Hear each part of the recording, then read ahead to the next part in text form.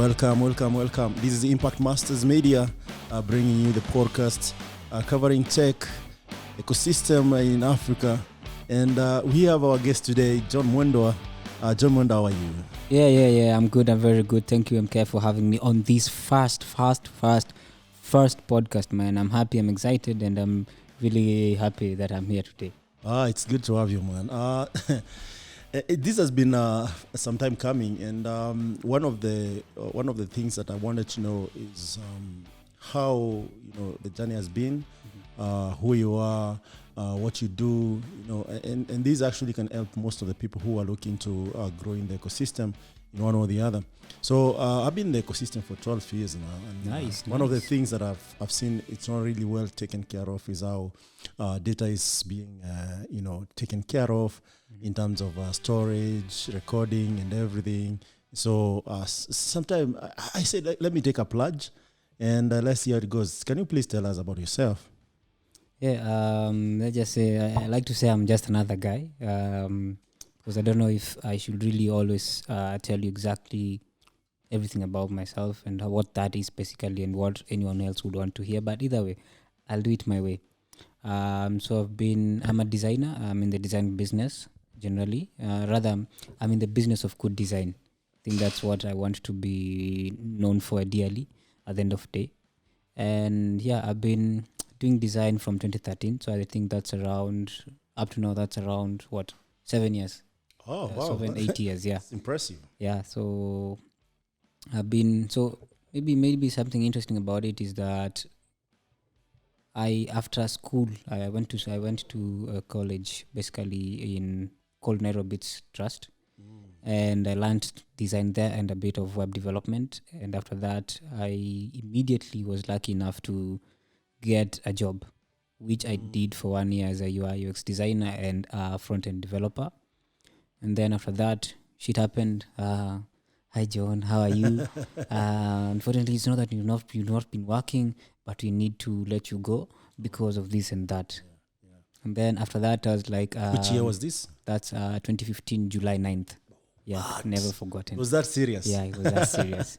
Yeah. So that is after starting my job 2014, around 9th actually. So it was exactly 1 year, interestingly enough.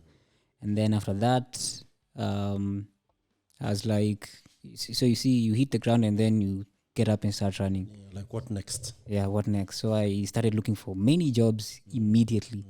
And then I got two jobs. One was a connection Mtuetu. And then I was like, you can go there on Monday. And then I was like, no, I will not go. And then, because I was still trying to find something for myself ideally. So in the meantime, I was just hanging out at iHub, utilizing the space and the resources and all that. And then I eventually got a job that I interviewed for. Okay. And then I was told, you're welcome, come in on Monday.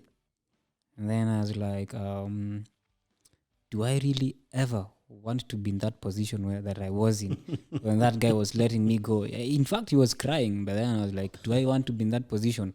And I told myself, no. I had to reply immediately to that guy. And then I told him, thank you very much for the opportunity, but unfortunately, I will not be taking it. So that's where my business started. Tiskos. Okay. After that, okay. immediately. Hang on. I know you are an amazing guy, and I've known you for quite a bit. Yeah. So even before we go to the business aspect of things, who is John Mwendwa? Because I find this fascinating over time that people actually lose themselves along the way, like who they are, because of either you're hustling too hard, you're looking for these opportunities, you're trying to learn stuff, you want to be acceptable in the community. Maybe back at home they're pushing you like, hey yo, you finished college, what's up man? Do this.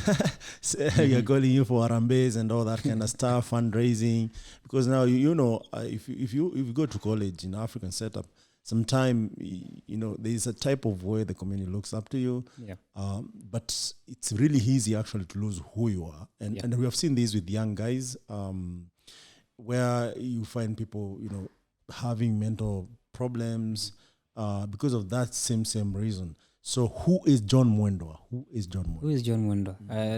I always think when I think about that question most of the time, I think it can be answered in several ways. Okay. There's the person other people know. There's the person that I that's how I would describe myself according to what people know. But I guess the most genuine one is who am I really? It's how I can answer it from the perspective of myself, right? And I would I'd like to think that this guy and I think it's also connected to how people interact with me as well. But I guess the kind of guy that everyone has their bullshit, right? But I hate bullshit.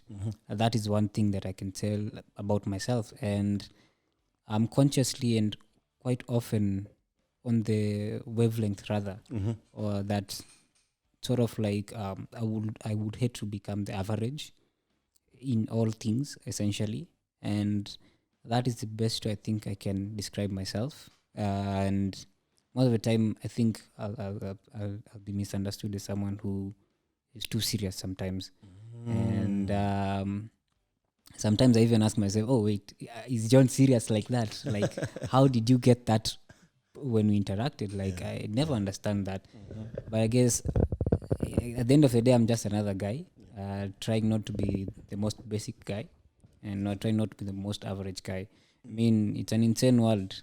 And all of us want to be the same. That sucks. So if I hear you, I feel like you don't want to be status quo. Yeah. You wanna push the limits.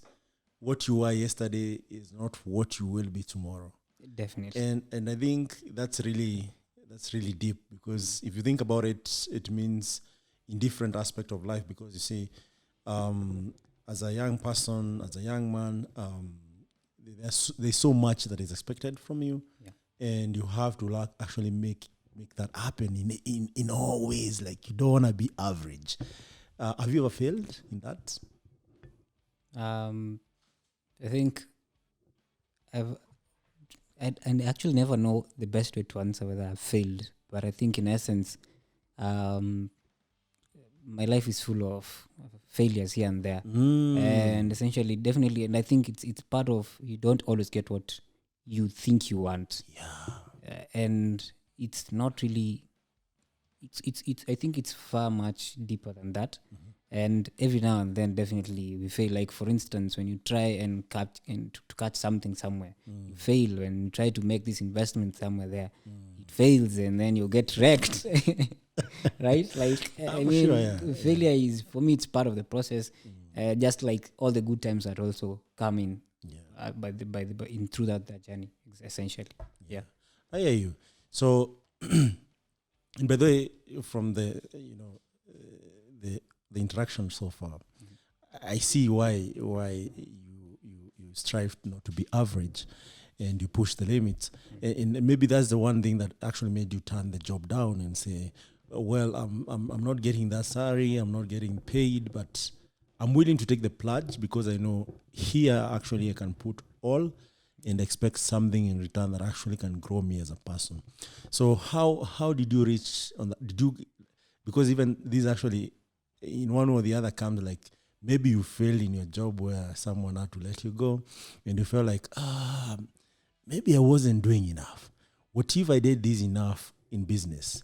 And this actually led you to, let me do the business. So how is the business journey? Like, how did it start until today? So maybe let me give you something interesting else. Okay. Something else that's interesting. So back at where I used to work, so we used to have these quarterly milestones, right?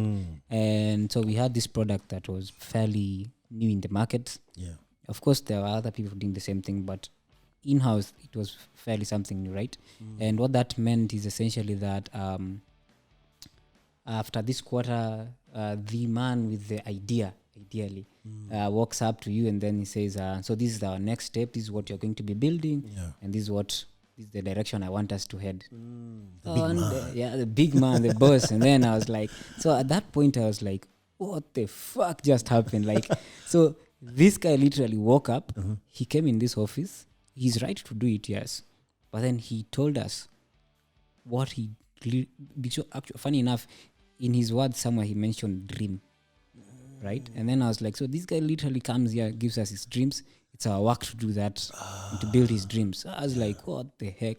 And in the next 2 weeks that followed that meeting, I was seated.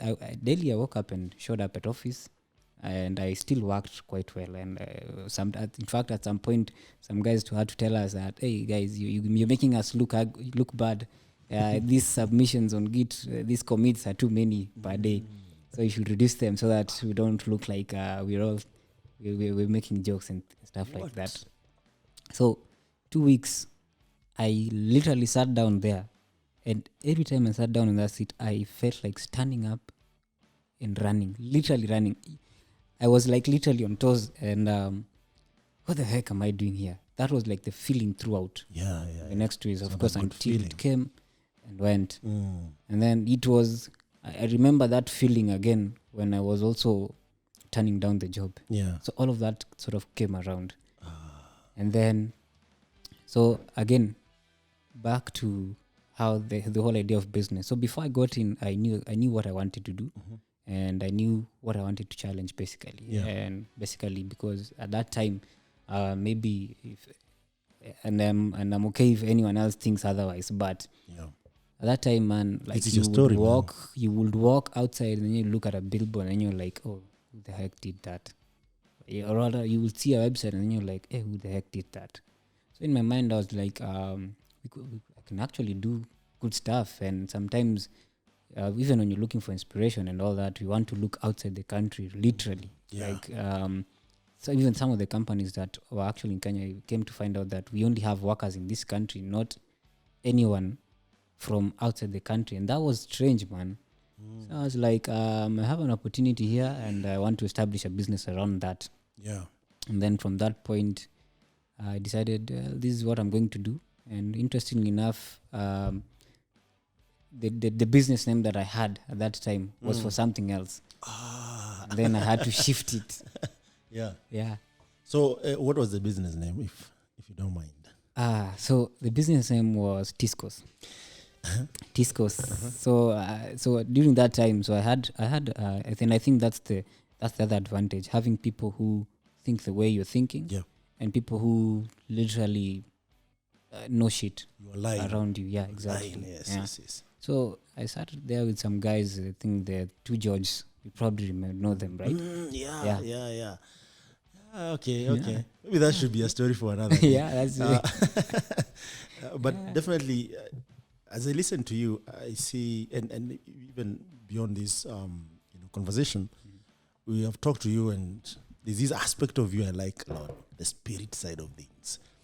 And this actually reminds me again and again that most young guys keep forgetting that they are made of three things: body, mind, and soul. And soul is the spirit. And if these things don't align, there's a problem. It will always show. And you're one guy who again and again understands this concept. And even in your decision making, like when you say you're seated in a chair and you feel like you're on edge and you want to run, it's because there was something.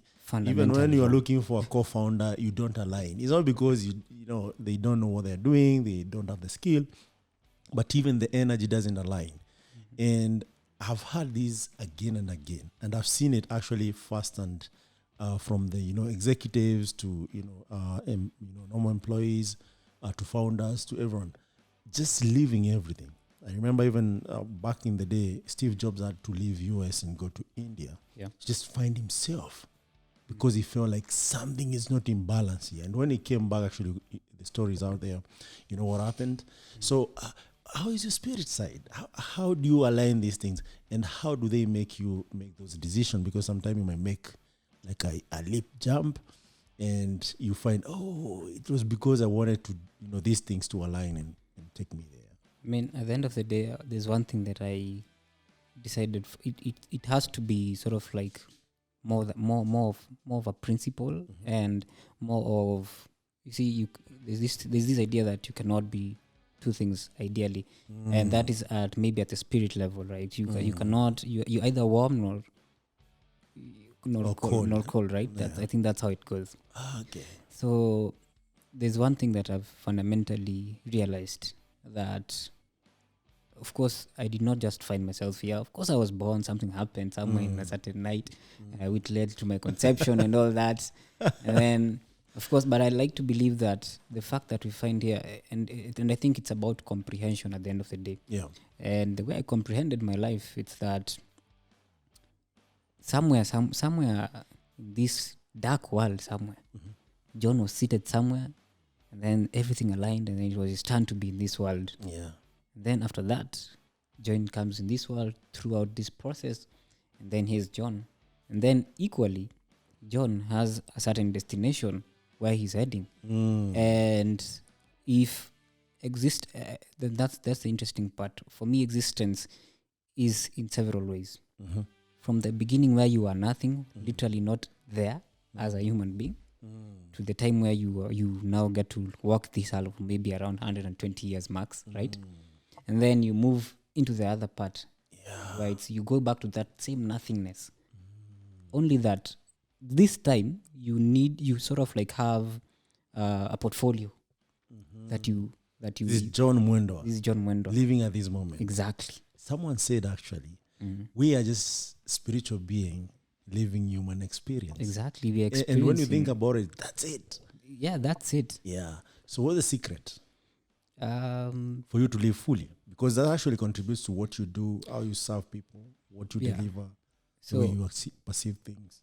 Actually, so there's this idea again, and most of the things that I say sometimes I have to go back and find there's this idea, like you get your moral truth, or rather your moral guidance, or if your guidance has to come from something, right? Moral compass.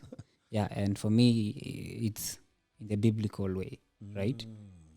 At the end of the day. Yeah. So for me, there's this idea that you have free will to do anything and everything. But the interesting thing, when people talk about free will, the only thing it's about doing shit here and there, like, right? The wrong shit. The wrong shit mostly. Like, I can walk naked, I can do this, I can decide that maybe killing this kid is free will after all that shit. But someone made me realize one thing a while back. Yeah. And he told me free will also means you can become anything in this world. Yeah. And then there's the other part of be fruitful, multiply. That means do whatever, right? Some guys say that's the biggest responsibility we have as humans. It is. But it's debatable it's debatable from different perspectives and all that, right? Yeah. And then so that means as I was created, there's this grand plan somewhere. And that means, for instance, if you're able to, I always say comprehension is very important. Yeah. And for me, I've comprehended my beginning and sort of my end. Yeah. Not to say that I'm a good person or shit like that. I'm equally just as shitty as they come. Imperfect, most of the time, right? Yeah, but no one is. That comprehension at the end of the day, that's where I get to realize that I need to do this. And in life, there's 3 things for me. And when you talk about service, God, family, man. In that order? In that order. Okay. I hear you. This is deep, bro. This is deep. This is deep. And I think the reason why I feel like we should start it that way is so that someone can get the context. Yeah. Because sometimes people get to hear the aesthetics of things and they don't know like what informs some of the decisions. So let's switch gear very fast and talk a little bit about business. True. You're one among many respectable, good designers in Kenya. Well, I don't know, maybe even in the world, because I've come to realize that Africans have the skills, the talent, and they're really smart. Because I've seen you when you're starting up. Okay, sorry guys, I have to disclose this. But I've seen you when you're starting up, when you're learning, and I saw your consistency in doing things, how you approach things, your attitude towards everything. And even when things broke off, I was just around the vicinity, because we'll talk about that some other time. Yeah. But you have passed through all the phases of making you who you are. So how has that been? Like, how is that journey? So that anyone who want to be a good designer, they understand, like, this is what you need, this is where you start, and this is how you go about things, from A to Z. And even right now, when we have a conversation, you still tell me you're not yet there. Like, I'm like, dude, you do this amazing stuff. And I'm like, this guy is saying, I'm not yet there. So what is that?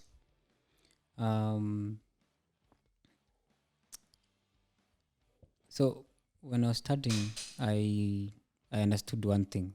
There's a certain ethic that has to guide you when if you're going to do business, if you're going to do business well. Yes. And I also started with one thing in mind. So at that time, I was looking at very many businesses, right? Yeah. The likes of Amazon, Google, and all many other case studies. Yeah. And one thing I realized is that all these companies, none of them made it, maybe mostly and with less than 10 years. Yeah. It's 10 years and then peak. Like, observe most of them. Yeah. It's 10 years and then boom. Yeah. That's your takeoff. Mm-hmm. And this was very interesting to me, looking at most companies and all that. But then on top of that, so that when I was starting out, I knew very well that it's a game of patience. I will not one day just sit down here, feel like, oh shit, man, I'm broke, I need to get money, so I'll need to sacrifice this journey, and then we'll go back for a paycheck monthly. Mm-hmm. That's the other thing that I knew. So combining that and the other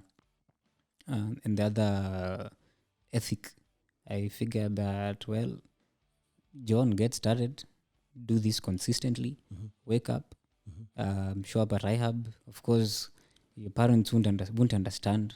They are literally out there rooting for you to get work and all that. But you have to be sort of like at some point be the one that knows where you're heading. Yeah. And that's how I literally decided that this is it for me, business-wise. And this is sort of like the role that I'll take. Yeah. Primarily. That's what I knew. And then there's this other guy who came at IHUB one time back then. And then he told us something very interesting. Yeah. So he asked us, so what if you fail? And then he was actually pointing at, so you see, and it was actually a very interesting time. I had worked with some people, I disappointed them around that time. And then he asked me, so what if you fail? Then his answer was like, his whole analogy was, we've seen Safaricom. Maybe M-Pesa won't work for a day. And that does that mean that maybe they have to close shop and go? That's a good analogy. Exactly. They don't close shop and go. You learn from that, correct the mistake, and proceed. Yeah. And that is how, again, I decided these feelings where you make a mistake with a client and then you're like, oh shit, man, you're feeling guilty, you wanted to stop, it's not working. And then I knew that was just now something that it's a mistake, correct it, follow the other ethic and all that. So with that, over time, I've been the guy who essentially wants to operate on a certain level. Like, if you say going to do something, do it. Yeah. No side shows, no excuses. Yeah. If anyone can bring an excuse at any given time and it will be legit. Yeah. In fact, it is genuine. But when it comes to work, it has to be done. Yeah, they say the only thing that you find in abundance in the world is excuses. Yeah. You turn left, you turn right, you always get excuses. And they are genuine. And that's really amazing. So for a designer, maybe say I'm starting, like, I want to be a designer. Where do I start? Like, what do I do? And I know there's designer, there's UI, UX, there's product designer, there's, the copywriters, and all these actually falls under that design career path. Where do I start? Interest. An interest first. I think that is the first thing. And then I always tell everyone, the interest is the first thing. And then after that, you have to be able to commit. Because I also say if you're either here or outside there. Yeah. What that means essentially is that I want to become a designer. Well, good. Then that's it. No other buts or any other excuse that should come in there. I want to be a designer, but I don't want to do it. No, you don't want to be a designer. So it's that and an interest. If that starts, well, you can start with the most fundamental thing. And this is what I always say. It's good not to just jump into design as if you're just getting in a bus. At least understand what did people use before these buses came along, and what actually made the first bus to come. All that. So essentially, you have to understand what used to happen, how design, what was the first, what was even the first design that was done, what is happening with that, what happened in that development area, as everything developed rather, and then where are we right now, and what's also coming design-wise. Because again, if you want to be a designer, design is also changing. It's a very changing field equally, and not as much as JavaScript. And the frameworks. You didn't say that. Okay. But then again, so you see, design 10 years from now it will have evolved completely. So again, that is also something worth knowing, because it's also good to start positioning yourself ready for that moment. So that interest, and then start with where it's coming from, why it is happening, and then now you can proceed. Otherwise, you'll be part of the gig economy that I hate. I mean, you've just learned UI UX. It works and shit, but you cannot really rise above that. You have to want to rise above. Do you just say gig economy is not good? It is good, but it is breeding something very dangerous. So people don't become experts. I mean, and the growth is stunted. That's what exactly. Okay. But there's something interesting you said about interests. I'm asking myself, interest cannot be taught. True. And given my some sort of background in my artistic work,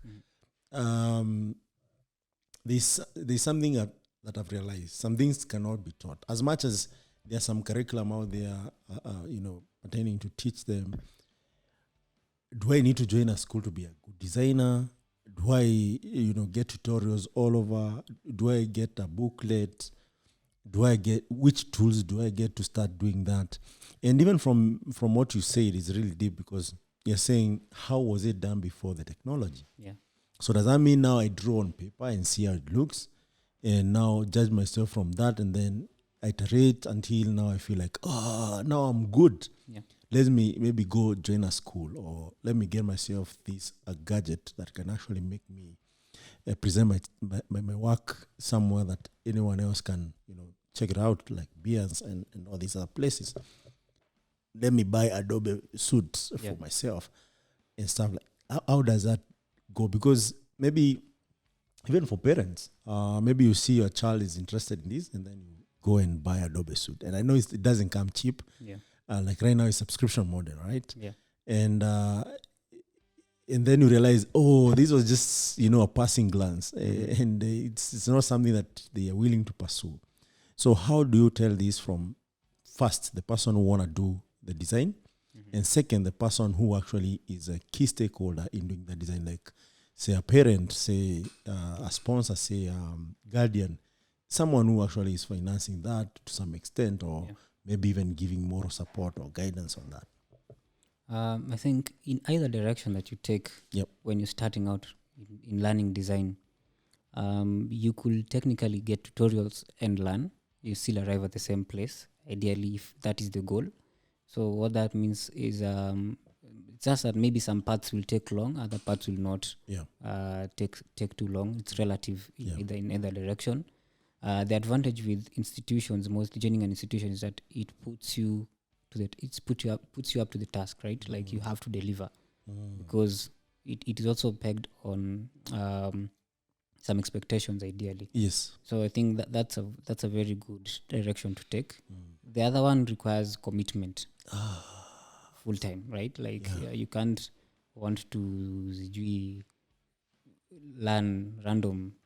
Like today I'm okay, and then I'll learn again next week. You see, you're not learning.